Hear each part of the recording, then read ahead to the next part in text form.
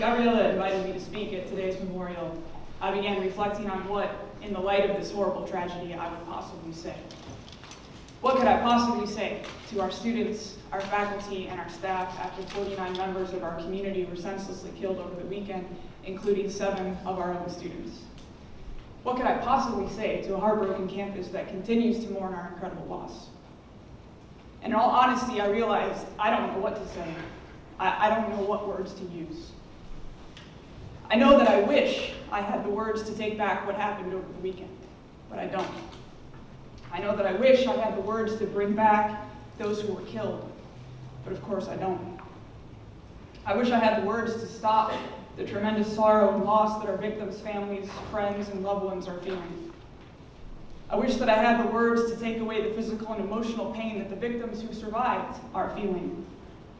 I wish I had the words to eliminate the hatred from our world that causes these senseless events, but I don't. Instead, I find the words to ask many questions. Why did he do this? How could he possibly do this? In fact, how dare he do this? How dare he cut short the lives of 49 victims? How dare he tragically end the lives of 7 of our students who were poised to pursue their dreams and their passions to make our community a better place? But as I formulate these questions, I pause, because I quickly realize that it is easy to find words to express anger. It is natural in our state of grief to feel anger. Indeed, this tragedy will shape us forever, but I believe that we can choose how it will shape us. Yes, we can choose to remain angry, but that will only fill our lives with bitterness. It would be understandable to remain fearful, but that would only accomplish the mission of those who want to create terror in our lives. They want us to become suspicious of one another, fearful of one another, even hate one another. Please do not accomplish their mission for them. I believe that what we should do now, what we must do now, is push past the anger and the fear and find words of hope. As we feel so helpless in a tragedy like this, as we wonder, what can I do? The best revenge that we can inflict is to boldly live our lives filled with hope and love and the deepest respect for one another. As we wonder how to honor the victims of the tragedy, relentlessly follow your dreams and your passions and resolve to make a positive difference in the world. Persevere in the pursuit of your dreams in honor of those 49 individuals who no longer have that opportunity. As we wonder how to move forward, feeling so much pain and heartbreak, let us resolve to support and comfort one another. Our campus is a tremendously strong community. Let us draw upon that strength. Let us also resolve to never allow hatred to infiltrate our campus. Let us love and appreciate and respect one another. In fact, I believe that one of our campus's greatest strengths is our incredible diversity. Let our campus be a model for the world to show that differences amongst us do not have to erode into hatred and suspicion, but rather can blossom into a powerfully united community defined by deep respect and sincere appreciation of one another. At a time when there seems to be so much hopelessness in the world, let us do our part to serve as a beacon of hope. As I struggle to find the words to share with you today, please allow me to close with words from Marianne Williamson. In every community there is work to be done. In every nation there are wounds to heal. In every heart there is the power to do it.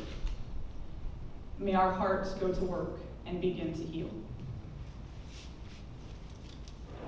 It's completely heartbreaking to think about students who were currently enrolled or students who had just recently completed their associate degree.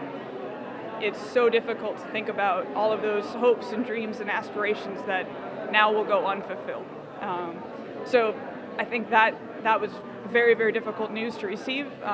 Certainly made the impact much more personal. And my hope for the campus and for the college is that we can each move forward in the pursuit of our own dreams and hopes and aspirations in honor of those victims that no longer will have that opportunity. Our senior team met by telephone over the weekend, actually, and really our first thought was, how can we make sure that we provide the resources that our students will need to get through this terrible tragedy? And so very quickly worked to mobilize our counseling resources and daycare for students. And then in terms of the vigil and memorial ceremony, we really wanted to allow the students to design something that made the most sense for them. And so Gabriella reached out to me on Tuesday and asked if we could schedule the memorial service for today. And I immediately reached out to Dr. Schugert, and we were able to make sure that the scheduling worked for everyone. I think it's very important not to forget the individuals who were affected. And I think because some of the victims were our very own students, I think that in a way makes it easier for our students to understand their stories, to understand they were just like me, and to really feel that loss, that tremendous loss that we sense in our community now. I sense very deeply the heartbreak that exists throughout the campus.